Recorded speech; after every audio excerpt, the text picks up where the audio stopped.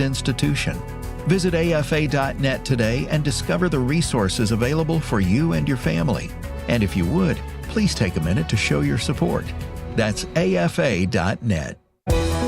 This is American Family Radio, a listener-supported ministry of the American Family Association.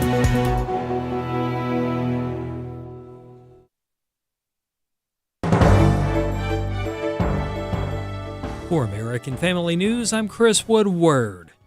Authorities say a man named Wes Rowley was the gunman in a weekend shooting that targeted firefighters in Idaho. At least 2 firefighters were killed, another 2 injured. Investigators believe he acted alone. Authorities also believe the gunman set the fire to lure firefighters to the scene.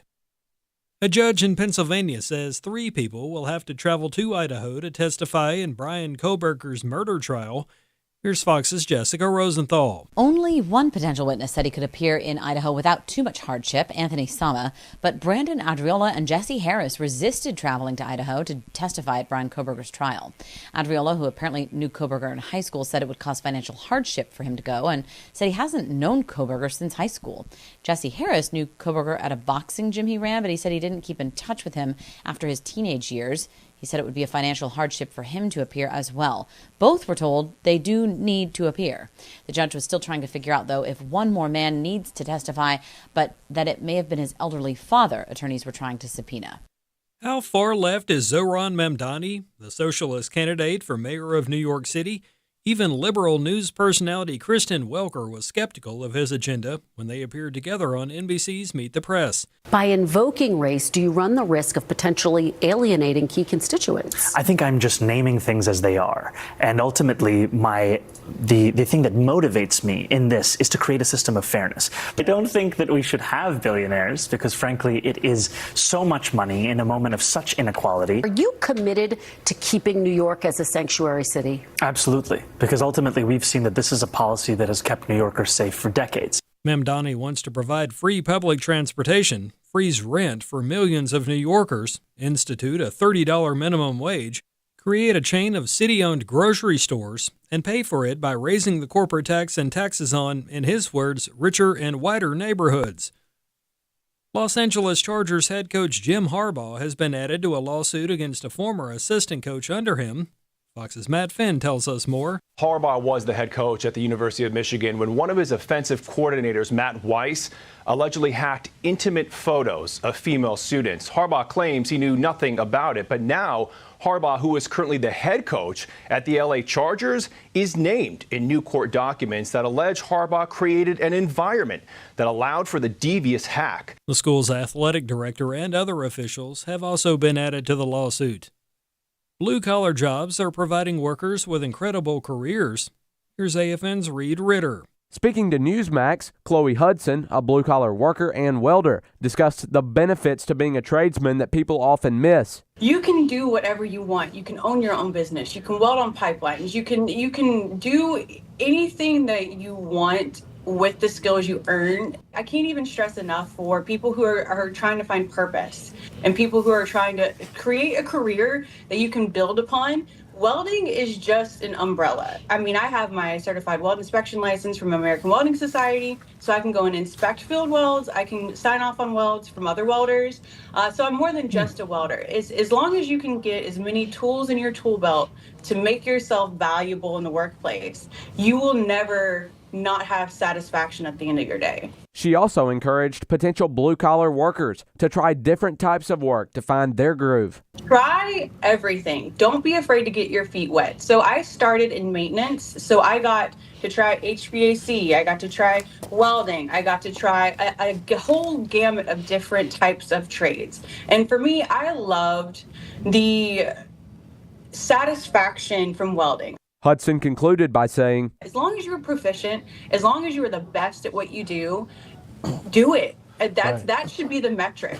I'm Reed Ritter. In final news, the WNBA is expanding to 18 teams over the next 5 years, with franchises in Cleveland, Detroit, and Philadelphia all set to join the WNBA by the year 2030.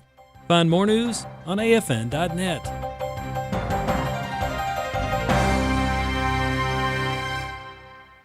Some would say truth is relative, and to the world, that's right. What the world considers to be truth fluctuates depending on the narrative they're trying to promote. Of course, we know truth is found in Scripture, and it never changes. The documentary, The God Who Speaks, proves the Bible's reliability as the source of real truth and reinforces our belief in it as our firm foundation. Watch it anytime at stream.afa.net. That's stream.afa.net.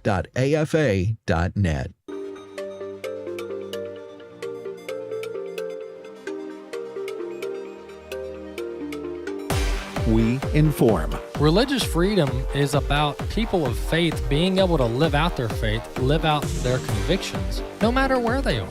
We equip. Sacred honor is the courage to speak truth, to live out your free speech.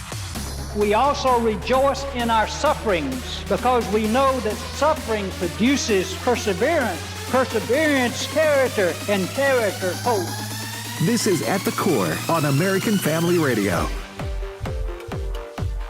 Welcome to The Core here on American Family Radio. Glad to have you with us. Glad to be back in the chair after over a week out on vacation. And Rick did a good job. And did we have Fred at all, or was it just Rick?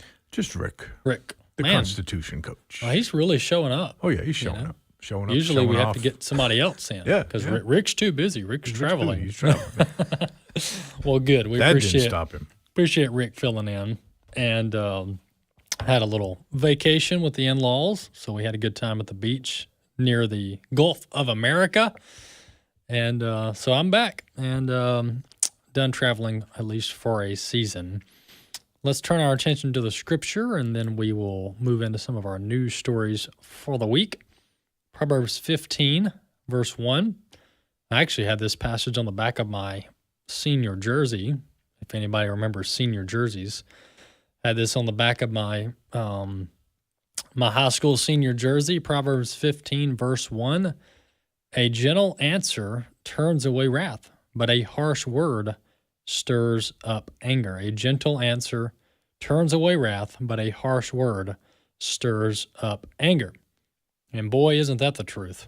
How many times have you, a situation has become escalated because you did not give a gentle answer? You gave a harsh word thinking that was going to solve all your problems. And before you know it, you're in over your head. And so Proverbs chapter 15, verse 1 holds true. A gentle answer turns away wrath, but a harsh word stirs up anger. All right, a couple of our trips that we have coming up with the Wildmon group, some of these spiritual heritage trips that we have coming up. Well, some of them are full, but we do still have some openings. I believe there's some seats left for our Washington, D.C. Tour in September. So my brother and I and my parents will be going to Washington, D.C. and Williamsburg in September, and I believe there are still seats available for Washington, D.C. Actually, Washington's full. I'm sorry, Williamsburg is what I'm thinking about. So if you want to go to Williamsburg with us in September, the dates are September 14th through the 17th. We still have seats available for the Williamsburg portion of the trip. You can join us there in September. Usually it's pretty good weather in Washington area, in Virginia in September. Cooler than maybe June. So that's where we'll be in September. Maybe not cool. Cool is probably not a good word. But June's pretty brutal. Let me just say that. When you go to, so that'll be Williamsburg in September. And then that's the only seats we have left for the rest of this year for all of our trips. Boston's already full. We have 2 buses going to Boston to explore our Christian heritage and providential founding there in the Boston area. And then the next available tours that we have are in March of next year, March of 2026. We're going to both Israel and Greece, with the Greece portion of the trip being a new offering. It's brand new. These are 2 separate tours. So if you would just want to do Israel or you just want to do Greece, we can completely accommodate that. You can pick which one you want to do. We do have a couple people that are doing both trips, so they're doing them back to back. So that's an option as well. All the information on these trips are available at wildmongroup.com, wildmongroup.com. You can go to the tours. Each tour has its own page. You can check out the dates, payment details, etc. And we look forward to seeing many of you over the next 8 to 10 months through the various trips where we educate Christians from America on God's providential history, both domestically and, of course, over in the land of the Bible, Greece and Israel.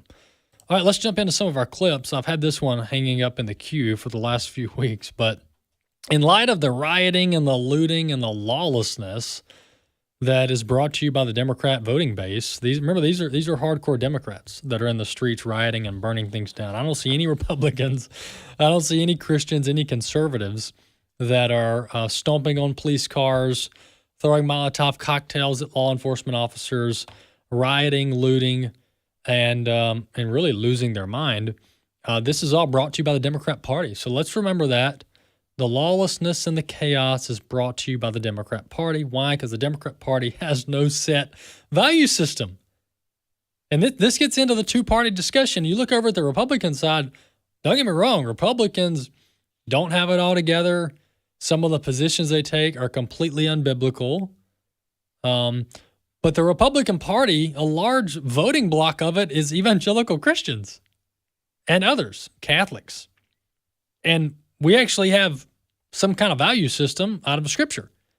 And so we kind of rein in the Republican Party and keep it from going off the rails. Democrats don't have that. Democrats are the party of the pagans. They're the party of lawlessness. And they're the party of the God haters. And so it's the wild, wild west. And I mean that about as literal as I can. And so when I describe the Democrat Party as being what it is, it's because there's no moral restraint. This is why I told you after Trump got elected again that the Democrat Party is not going to be able to rein themselves in. The radical nature of their party, by definition, it can't self-correct in any way that is moral, virtuous, and true because they just don't have that element in their party. And so this is a Florida sheriff giving us all good tips, especially those who live in Florida, on what to do if your vehicle is surrounded by Democrat anarchists that want to harass, threaten, assault, and even kill you. Here's what the Florida sheriff had to say. If you resist lawful orders, you're going to jail. Let me be very clear about that. If you block an intersection or a roadway in Brevard County, you are going to jail. If you flee arrest, you're going to go to jail tired because we are going to run you down and put you in jail. If you try to mob rule a car in Brevard County, gathering around it, refusing to let the driver leave, in our county, you're most likely going to get run over and dragged across the street. Mm-hmm. If you spit on us, you're going to the hospital and in jail. If you hit one of us, you're going to the hospital and jail, and most likely get bitten by one of our big, beautiful dogs that we have here. If you throw a brick, a firebomb, or point a gun at one of our deputies, we will be notifying your family where to collect your remains at, because we will kill you graveyard dead. We're not going to play. This has got to stop. Love it. Love it. We need every sheriff like He's that. bad. He's bad. It's good. I mean, this is the kind of no-nonsense stuff you have to have from a law enforcement perspective. I mean, we don't have time to negotiate. We don't have time to be politically correct or to make sure we don't hurt people's feelings. I mean, this is utter lawlessness that's been going on in recent weeks, and you have to clamp down on it. You have to clamp down on it. You cannot allow it to fester. And God created, let's remember, God created government to punish the evildoer. God created government because he knew that man needed restraint. Read the writings of our founding fathers. They knew this well. They knew human nature. That's why we have 3 branches of government. And so this Marxist, communist, socialist utopia where social workers can walk the streets and make everybody behave is pure fantasy land. There is no instance in the recording of human history going back thousands of years where you can remove the strong arm of government and everything goes great. There is zero examples of that.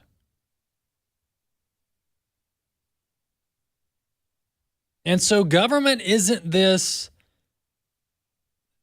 neutral, secular, man-made force that can just exact the will of the ruling leader or leaders. That's not the purpose of government. God clearly instituted government for clear purposes, and our founding fathers in America knew this, and that's why they set up the government the way it did. But our government has restraints. It's not the end-all, be-all. The government's not the church. It's not here to save people. It's not here to counsel people. It's not here to be emotional or to make sure we don't hurt people's feelings or to fix all the world's problems. The government is here to secure life, liberty, and property. And that's not just something found in our documents as a country, but these precepts go back to Scripture. And so one of the foundational roles of government is to protect life and property. And that's what the Florida sheriff there is talking about. Hey, how are we as a government law enforcement, law and order agency going to protect life and property? Well, we're going to do it, and liberty, by the way, because people's rights are being infringed upon. We're going to do it through these means. And if it escalates to the point where we have to use lethal force, we're going to do it, and we're not going to think twice. We're not going to think twice because we're not losing an officer or a private citizen because somebody wants to be crazy and break the law. And when you go to states like Oregon and Washington, they're dealing with this stuff every day. The Antifa types, I mean, they've got their own block. They run the streets, and the law enforcement has to deal with this stuff day in and day out. Why? Because the leaders are allowing it. And it's a disservice. It's an injustice to the law-abiding citizens. So that's the Florida sheriff. We need every sheriff to view it that way. Speaking of the irrational nature of the Democrats, listen to this elderly, this older female Democrat voter, when being questioned about immigration and President Trump's policies and what she thinks about it. Listen to her completely sobbing over the fact that we have a federal government now that is protecting American citizens. Listen to this irrational, emotional nature of this Democrat voter. Clip 2. I'm just so scared. I'm 74 years old. I worry about everything. And I just am so scared and upset, and I don't understand why people voted for this person. Well, there you have it. Yeah, I know that was hard to listen to, but that's a 74-year-old Democrat voter, Bobby. And this is just so sad. And I'm not even mad at her because I have sympathy for her because she's allowing President Trump and his policies in his election to cause her to say, I'm so scared. She's an emotional train wreck. Yes, very much so. And, but she has no problem with walking out in the middle of the protest. Well, you hear all the chanters going on. Right. Helicopters flying overhead as security. She ought to be scared because she's in the presence of the agitators. Yeah. It's just... But folks, this shows how irrational, and I don't know where this comes from. Because you can say, well, the media. Well, okay, yeah, I get it. The propaganda and the never Trump and the world's ending if Trump's in charge. I get all that. But folks, this is irrational fear of nothing. This is irrational fear of nothing. And I really have compassion for these people because what a way to live. What a way to live. I mean, even when Biden was in charge, it didn't ruin my day. I don't like it. I'm going to vote against him. I'm going to do everything I can, whether it's we went to court multiple times against Biden's unconstitutional orders. We'll fight tooth and nail to rein in government, to restore this country, to share the gospel. But we've got to have, if we got to have citizens in this country that are not emotional train wrecks and that are sobbing in the streets because our federal government is doing its job. And this is indicative of a large portion of the Democrat voting base. They are emotional train wrecks that are totally overhyping the authority of the president. Woe to that man through whom the stumbling block comes. My name is Abraham Hamilton III, and this is the Hamilton Minute. Parents across the country trying to protect their children from the current cultural insanity and outright wickedness have another nemesis to confront: AI. ChatGPT encourages confused children to reach out to radical LGBT+ organizations, obtain so-called affirming resources behind their parents' backs, and direct them to YouTube channels that contain graphic reviews of fake male genitalia, according to a new investigation. When prompted about circumstances involving minors, ChatGPT repeatedly responded in ways that directed the children to seek courses of action without notifying your parents, or to seek so-called services that did not require parental consent. AI tools are not neutral. Parental vigilance is necessary. Listen each weekday from 5 to 6 p.m. Central for the Hamilton Corner with Abraham Hamilton III, Public Policy Analyst for the American Family Association. Hi, I'm Jan Harper. If you are a pastor's wife, come be encouraged and renewed as you share your challenges and stresses unique to pastors and their wives. The AFA Pastors and Wives Fishbowl Retreat is coming October 28th through the 30th. You're invited to join us at Pickwick Landing State Park in Counce, Tennessee for 3 days of encouragement, renewal, and worship. Once again, Brother Bert Harper, AFA Director of Family and Pastoral Ministries, will host the retreat along with his wife Jan.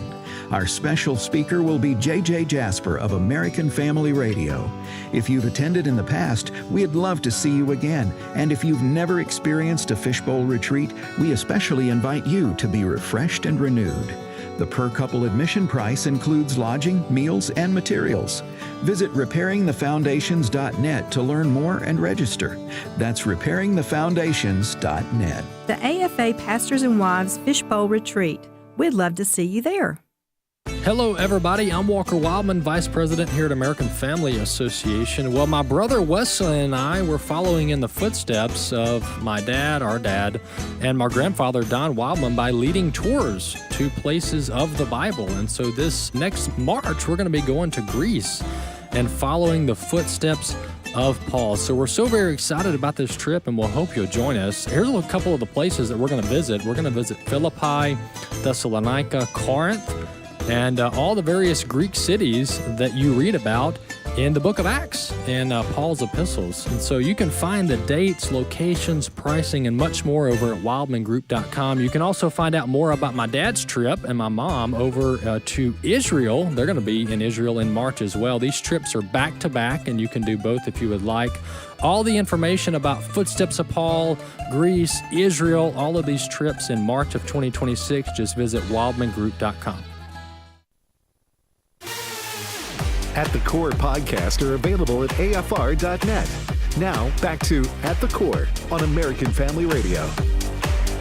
Welcome back to the Core here on American Family Radio. Just to put a bow on my topic in the last segment about the woman shedding a lot of tears over President Trump's administration and his policies. This is the fundamental. If you had to pick something, a situation to compare and contrast, how Christians view government and society and culture and the world versus how someone who has a more humanist, worldly, temporary, fleshly view of life and government and culture and society. If you had to compare and contrast one example, this is it. This is it. And as I stated, the Christian might not like its leaders, might not prefer its leaders, might wish things were different, might be trying to make things better. But folks, at the end of the day, we know as believers that God is sovereign. And you better bet I'm not shedding tears over a president. I might get angry. I might be mad, right? I might donate to a campaign or, make sure all my friends are going to vote, but I'm not shedding a tear over a president unless it's maybe George Washington. But my point is that as a Christian, at least most believers who understand Scripture and have the Holy Spirit and wisdom should understand that the things of this world are not the end-all, be-all. And anybody who knows AFA and myself and the radio show knows that I am the most politically engaged, culturally engaged, news, knowledgeable of what's going on in our country and care about it. But there is so much about life that has eternal significance that this whole crying over the president is just beyond me. I just don't even fathom how you get to that point. But the only explanation is that government is God. I mean, that's the only way to understand how a lot of people who are just can't seem to keep it together because somebody else is the president and I don't like him and whatever. When you view government as God and government is the end all be all, then that explains it. That explains it. I mean, there's this emotional attachment to government. It's very, very concerning, actually.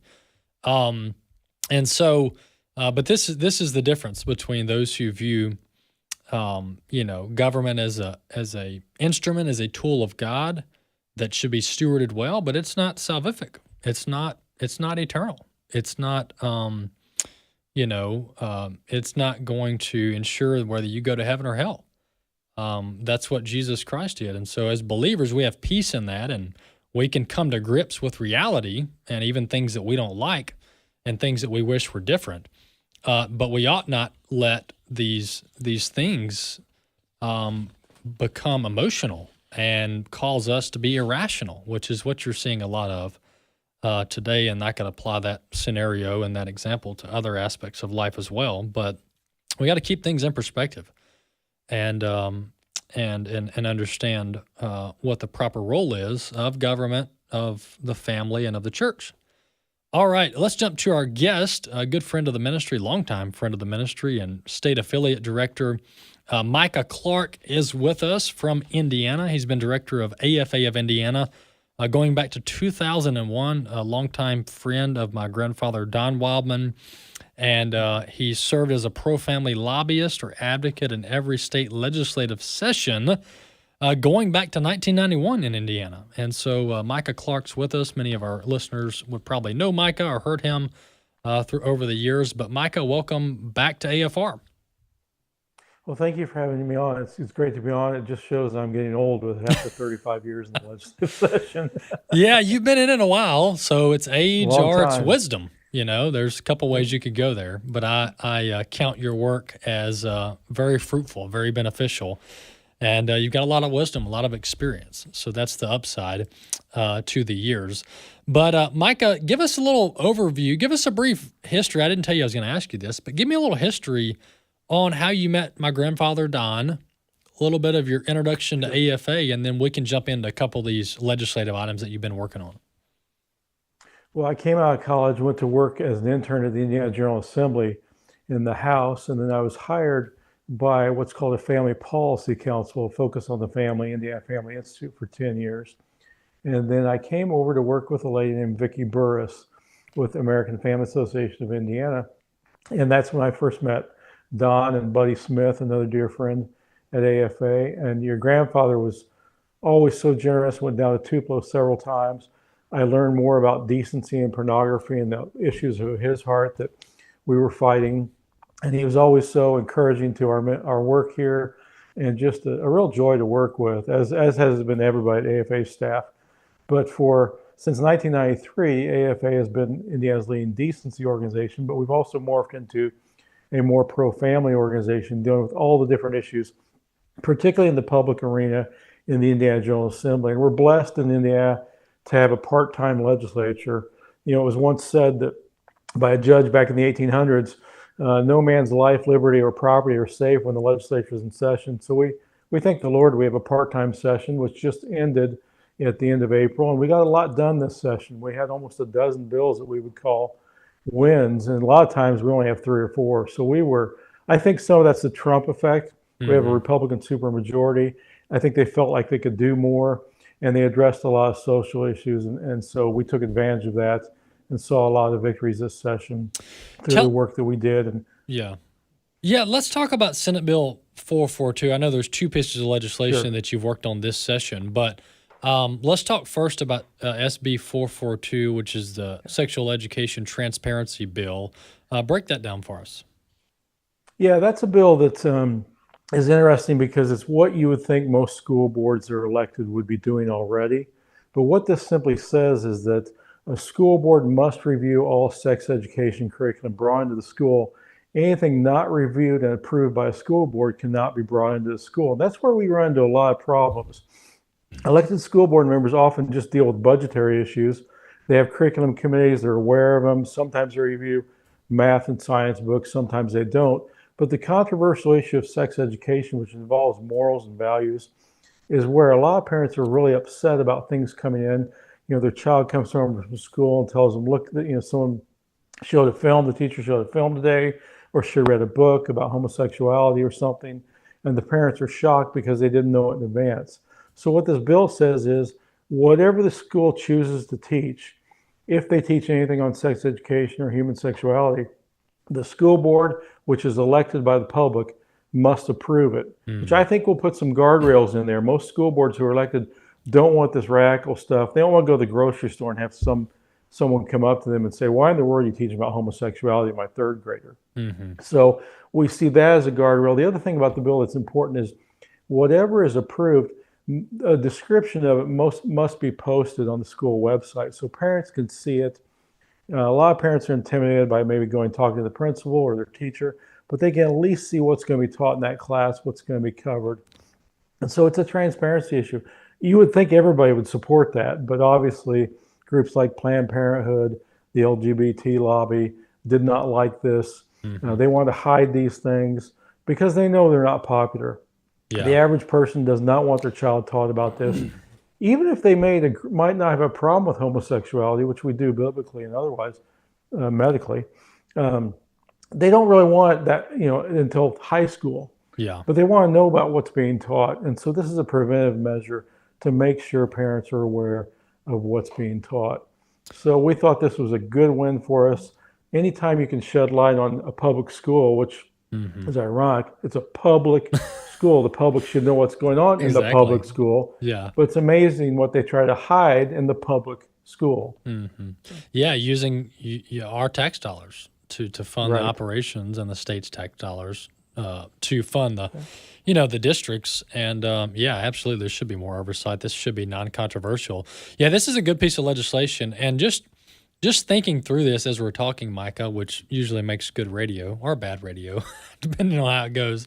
But I think I was in a sex ed class in probably 8th or 9th grade in Mississippi, and I remember it vaguely. But now that as a parent, looking back, Micah, I don't think, part of me just says that we ought not be teaching, that we don't even need sex ed classes. And I know this is kind of a deeper discussion, but when you think about it as a parent and as an adult, I'm okay with biology class in high school where you learn about the human body and this is how children are conceived and this is how children are born and things like that, which is only a portion of the biology, human biology and the human body. But this sex ed class, I'm just thinking now about it. You go into it and literally all you do is talk about sex. And these are kids. It's like, to me, this should be a topic at the house. Like the parents on their timing talk to their kids about human sexuality in detail. I'll tell you how bizarre it's gotten, Walker. When I was testifying on this bill, one of the Democrats cross-examined me for quite a while, got very hostile with me. One of the things in the bill, which was the way it was when I was in school, when you were in school, I'm sure, for me, it was 6th grade biology, if I remember right. One day they took the girls in one room and the boys in another, and they talked about sex. That was it. They didn't talk about it the whole school year. And this was in that bill that the parents need to know if the kids are being separated, what day it's going to be taught, who's teaching each class, the boys and girls. This Democrat was upset because the boys and girls are being separated. He couldn't figure out why would we separate boys and girls. And I said, I don't know that I really want my daughter being taught by a guy about menstruation or other things. No. There's reasons why parents would want to know who's being taught. He just could not get that through his head. He said, well, why is that? I said, it's the way it was when I was in school. He goes, well, there you go. I said, well, no, I think there's differences between boys and girls. And that lit him up too, of course. Yeah. They have, the reality is they have no guardrails or spirit checks about it like believers do, and those who understand a biblical worldview.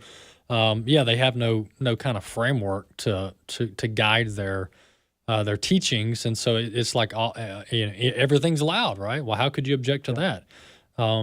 But there's a time and a place, an age-appropriate setting, and what they're trying to do is teach this stuff at a younger age and way more necessary and involved than it is required. And it's the sexualization of our children. I mean, there's no doubt about it. This gets into the LGBTQ agenda. Yep. We have a section in our code that promotes abstinence until marriage, and the left hates that. But under our law, that's actually what's supposed to be taught. Now, there's not enough teeth in it because we know Planned Parenthood and other sex ed groups don't teach that. They mock that. But that's the model that's supposed to be taught. I think most parents would prefer that. But it's just the guardrails are gone. We don't know what's going on behind closed doors a lot of times. Yeah. And this is a way to try and shine the light on that and let people know what's being taught, at least. Absolutely. Hey, we got about 2 minutes left, Micah. Once again, we're talking to Micah Clark, Executive Director over at AFA of Indiana, a longtime affiliate here of American Family Association. Senate Bill 143, you guys helped with this. I know Indiana Family Institute took the lead on it, but tell us a little bit about that bill. Yeah, that's a huge bill we fought for years. This is a parental rights bill. 19 states have a law like this, which simply states that the government cannot substantially burden a parent's right to the upbringing of their child, the religious instruction of their child, the education of their child, or the health care of their child. And if the government does intervene, they have to have a compelling governmental interest to do that. And if they violate a parent's rights in that area, this bill allows a parent to sue the government, which is not easy to do, but it does hold them accountable. And the government simply has to show, for example, we have an interest in protecting children from neglect. No parent's going to sue and say, I want to neglect my child. But if the government comes in and takes away your child for something you're doing in regards to like religious instruction, which we've had happen, that's a no-no. There's another bill that went along with it, which is the opposite of what Colorado did recently. It says also, which goes along with this bill, that it is not child abuse, it is not neglect for a parent to identify their child by their biological sex. And we thought that was a huge victory, seeing where the culture is going, where if you misgender your child who's confused, that's not abuse, because we have children removed by Department of Child Services at times for parents who don't agree with the trans agenda. And we want to protect parents who are trying to raise their kids, take them to counseling, get them spiritual care for that, not go along with that facade and that lie that little Tommy is a girl. Yeah, that's very good, important legislation and laws on the books for that. And it's all about protecting the well-being of our children, and that this is the next generation. And we can't allow them to continue to be victimized by this deviancy agenda that is not victimless. They tried to pitch the whole agenda as victimless. It's only adults engaged in this, but here we are, 10 years removed from Obergefell. And the victimization of children and the sexualization of children is just rampant from this agenda. Hey, Micah, thanks so much for coming on, brother. Anytime. Thank you. Thank you for all the great work you guys do. Absolutely. God bless. Thank you, Micah. That's Micah Clark, Executive Director of AFA of Indiana. longtime affiliate here of American Family Association, and really the boots on the ground there in the state, just doing so much good work. And that's why we like to highlight these state groups, these local groups that are doing a lot of the heavy lifting. And we're just here to amplify and support their efforts. And it is a team effort. This battle to reclaim the Christian ethos and culture in this nation continues. And that's exactly what we're doing. And if you want to find scripture on it, salt and light. Salt and light is what we should be.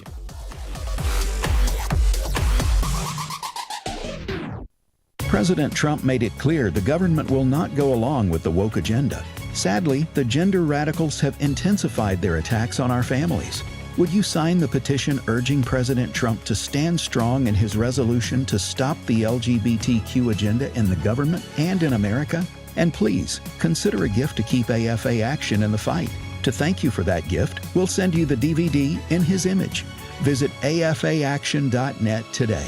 afaaction.net. The mission of AFA is to inform, equip, and activate individuals and families to strengthen the moral foundations of American culture and give aid to the church here and abroad in its task of fulfilling the Great Commission.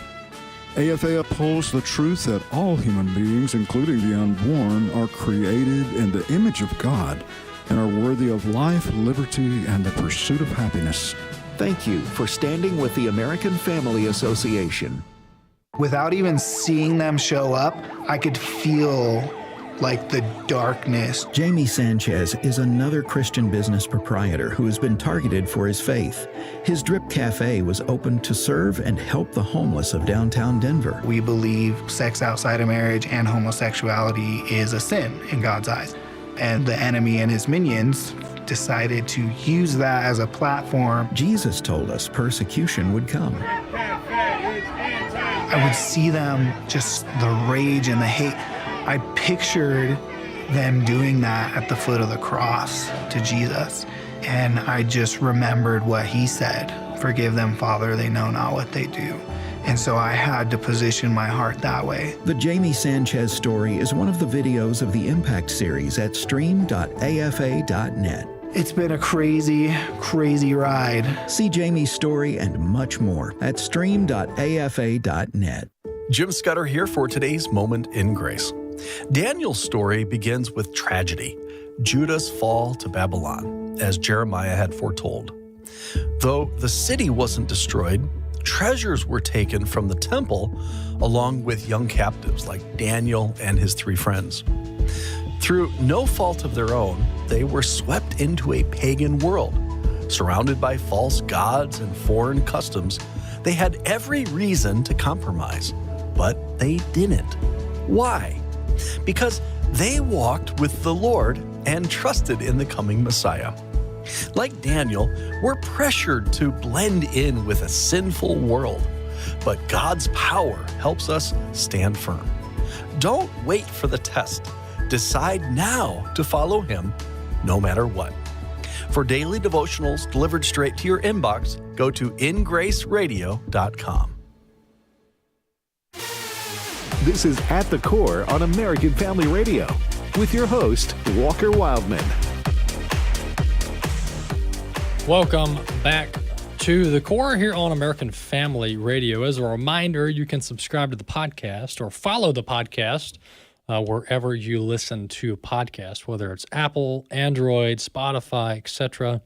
You can subscribe to the podcast wherever you listen to podcasts, and we'll queue it up in your library each and every day for your convenience. Jamison Taylor's with us with AFA Action and also doing some government affairs work for American Family Association, and a colleague of mine just doing a lot of work on the policy and government side of things. Pretty much everything you hear about policy and government here on the show is in some way related to the work that Jamison does.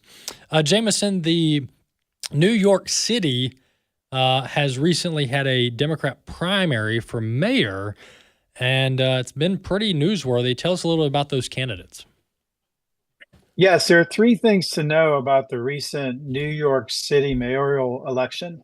the first thing to think about is that this is very, very important. New York City is not just another city. They have a population of more than 8 million people. And what that means is that they have a population more than 38 other states. So, as we're talking politics, we're talking about swing states and which states are the most important and things like that. New York City is bigger, their population is bigger at least, than a lot of states. And so this mayoral race is very, very important in terms of gauging, in particular, the temperature of Democrats, because it's a Democrat city. And so what's the second thing to think about with this election is that I believe the Democrat Party is now the Democrat Socialist Party. Mm-hmm. That what they have done is they have a radical socialist beat out a radical Democrat in their primary to go on to the next stage for the mayoral election. Zoran Mandami, he is hardcore socialist. More and more news comes out about his ties to radical communist, Marxist, socialist, you name it. He is not walking away from that. He's embracing a socialist platform. And this is very important to watch. I think this is a canary in the coal mine for Democrats, because what we are seeing, just as we saw, Ronald Reagan worked with reasonable Democrats like Tip O'Neill back in the day. The Tip O'Neills were replaced by radicals like Al Gore, like Hillary Clinton. And what's happening now is those folks are now being replaced by socialists, by folks like AOC, by Gavin Newsom in California. And now we're seeing Mandami in New York City. We're pushing out the old guard, and this is what happens with communism. This is what happens with socialism, because there's always the promise of, hey, the reason that our programs or policies are not working, it's because there's not enough of it. It's if we really had real socialism, real communism, if we're able to do everything we really wanted to do, then this would actually work. And this is the promise again and again and again with Marxist regimes. You saw it under Mao. So, for instance, he said, the problem is we have these moderates that are undermining our revolution. And so what did he do to the moderates? Well, he killed all of them. Same thing happened in the Soviet Union. And so what you're seeing in the Democrat Party, as they really officially become the Socialist Party, I think, become the Socialist Party, they're pushing out folks that for them are too moderate. Now, who did Mandami beat in the Democrat primary? He beat Andrew Cuomo. Now, Cuomo is a radical Democrat. He's, full on abortion rights, full on transgender and gay rights. Wasn't he the governor? He used to be the governor. Yeah. So incredible name ID. Yeah. I mean, very well funded. And so the thing to think about with this victory is this was a huge upset. But this is the trajectory of the current Democrat Party, which is going to become more and more radical. But let me ask you more about this. So, and we're getting into a little bit of guesswork, but it's an opinion show, so it's politics. Yeah, exactly. This doesn't make sense to me. I'm thinking rationally and pragmatically from a Democrat perspective. This doesn't make sense to me because they just got clobbered. Because Kamala Harris is a radical, that's my opinion, and I think the polling probably backs it up. But in New York City, Jameson, they're digging their heels in. They're like, no, this isn't radical enough. We've got to go more radical, and it just seems like a loser. Not obviously, it's a loser from a policy standpoint. These policies have terrible ramifications on the human experience and the human rights and human flourishing. But from like a selfish, self-centered type, like preservation approach is what I'm looking for. This seems like a terrible choice. So what are they thinking this deep about it, or is this all emotional, or are they just like all in? We're radical and we don't care if we lose elections. It doesn't matter. Well, I think it's all of that, in particular the first two. But the bad news and the good news is this. There is a sifting that is going on. I think the younger generation in particular, they have grown used to living in really what is an artificial world, a fake world, a kind of fantasy world.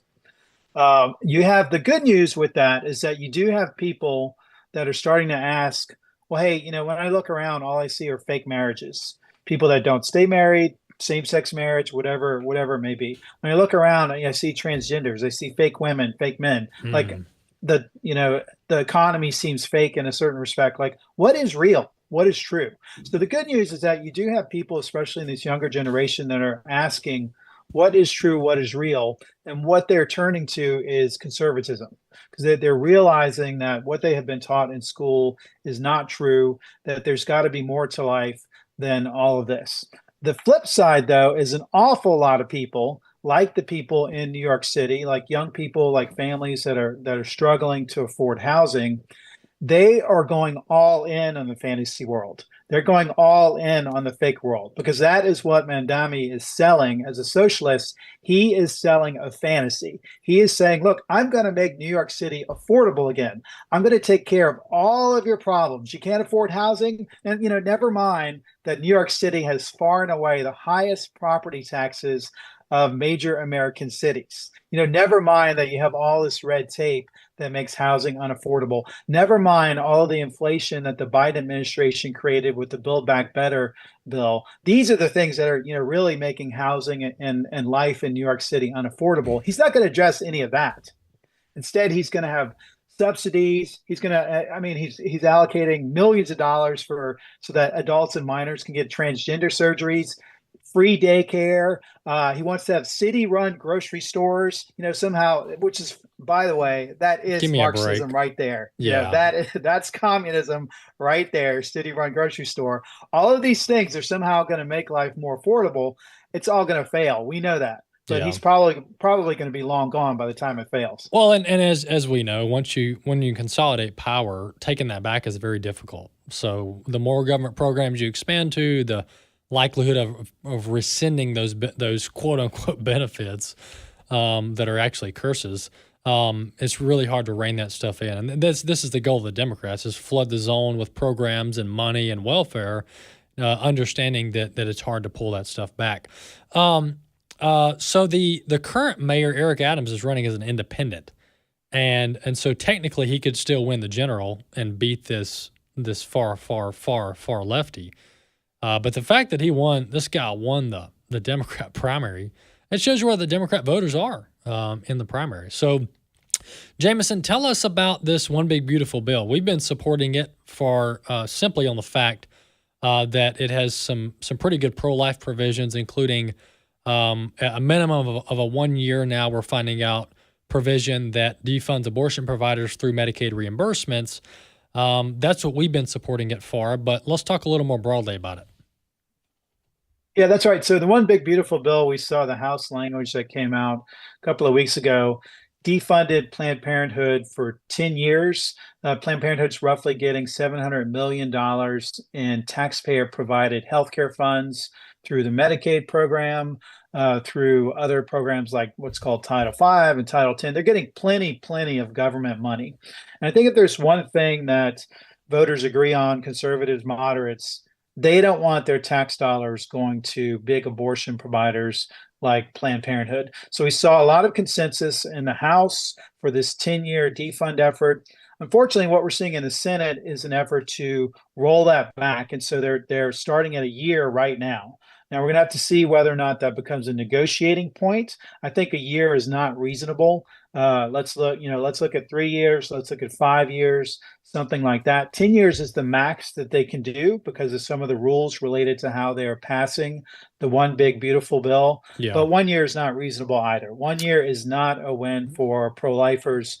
I encourage people, go to our website, afa.net. We have an action alert on defunding big abortion providers in the One Big Beautiful Bill. Reach out to your senators and your congressmen now to tell them, hey, we want full defunding for abortion providers like Planned Parenthood. Because when we talk about funding abortion through these government healthcare programs, what people need to realize is that means that there's less money for the people that the programs are for. So we did a major study called Displacing the Disabled. What we showed is that even as big abortion providers are getting hundreds of millions of dollars, you have disabled people and elderly adults are on waiting lists in about 40 states, they're in waiting lists for Medicaid-funded services. And so do you want your tax dollars going to help disabled kids who are waiting, for instance, for a feeding tube? They're waiting for a wheelchair. Or do you want your tax dollars going to support big abortion providers? When we're talking about Planned Parenthood, their annual budget is $2 billion. Give me a break. I mean, they're getting plenty of money. Yeah. So it's not, it's not as if they even quote unquote need the money. And they're a nonprofit. Yeah, they're quote unquote nonprofit. Yeah, give me a break. $2 billion. What service do they provide in the community? Oh, the service we provide is killing people. Right. Exactly. So they're fine with taking funding from the disabled because at the end of the day, they offer a product that's aimed at basically killing the disabled. Jameson, on the 1 year, the degrading the abortion provider provision where they're unallowed to file Medicaid reimbursements for if you're an abortion provider. That was a parliamentarian decision, pretty much, is what it's being blamed on, who it's being blamed on. And the thing with this parliamentarian talk, Jameson, is this is nowhere in the Constitution. This quote-unquote parliamentarian office that was created by the Senate has no legal binding or constitutional authority whatsoever. I mean, it's literally a rule maker that was hired by the Senate. The senators. So the senators are in charge, and they're using this parliamentarian as the fall guy, and if we're being politically correct, the fall gal, because it's a lady, that was put in place by Harry Reid. She was hired by Harry Reid, hardcore Democrat. This whole blame the parliamentarian, give me a break. Yeah, I mean, it's like going to an apartment building and you want to see your ex-girlfriend or something like that, and she's told the doorman, hey, under no circumstances are you going to allow this guy in. And so that argument is, well, I didn't have anything to do with that. Right. The girlfriend says that was the doorman. Yeah, It's just ridiculous. I don't remember anyone running for parliamentarian of the Senate. I don't remember when John Thune got the job that he lobbied so hard to get. Yeah. That they said, well, hey, you can do whatever you want except for what the parliamentarian says that you can do. So that I think this is just a game. The parliamentarian is doing what the parliamentarian is essentially instructed to do. Correct. John Thune is fine with the decisions that the parliamentarian is making. And what I've argued all along is that the one big beautiful bill, this is a 1,000% Republican bill. The good in it, the bad in it, 1,000 Republican percent. They can't blame the parliamentarian. They can't blame the Democrats. Yeah, I'm so tired of it. And I know you are too, Jameson. The blame game and the settle for less. I mean, give me a break. This is so dumb. I mean, this is like milquetoast. They're so milquetoast and everything's got to be mediocre. It's like, no, look, the Democrat socialist in New York, they said, they've looked at everybody and said, hey, we're all in. Right, because we believe in the cause, and the Republicans in the Senate are like, we're not all in, and we really don't believe in the cause, and we're going to blame the parliamentarian. I mean, the whole parliamentarian office should be shut down. I mean, it's not in the Constitution. It has no legal precedent as far as binding precedent. Like the parliamentarian doesn't go to court. The parliamentarian isn't sued. It's such a faux process in office. It's quite laughable. I agree. We've got to extend that Planned Parenthood and abortion provider defunding out several years, if not 5 to 10. All the other provisions in the bill go out 10 years, Jameson. So like the spending levels, the Pentagon funding, the border wall. I mean, a lot of these programs that they're meddling with go out at least 10 years, 5 to 10 years. So to say we can't do the abortion provider provision out to 10 years is being disingenuous at least. Jameson, thanks so much, brother. Thanks for having me on. All right, appreciate it. All right, folks, there you have it. If you got one memo from today's show and my conversation with Jameson, we've got to extend that abortion provider defunding out more than 1 year. 12 months that's a joke. We didn't elect President Trump and Republicans to do something good for 12 months. It's got to be longer than that. And so go to afa.net, take action, call your senator, defund abortion providers for 10 years. That should be the call to action. See you next time.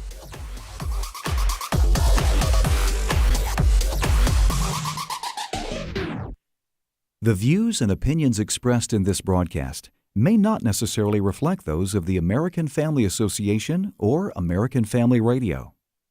Faith, family, freedom. American Family Radio.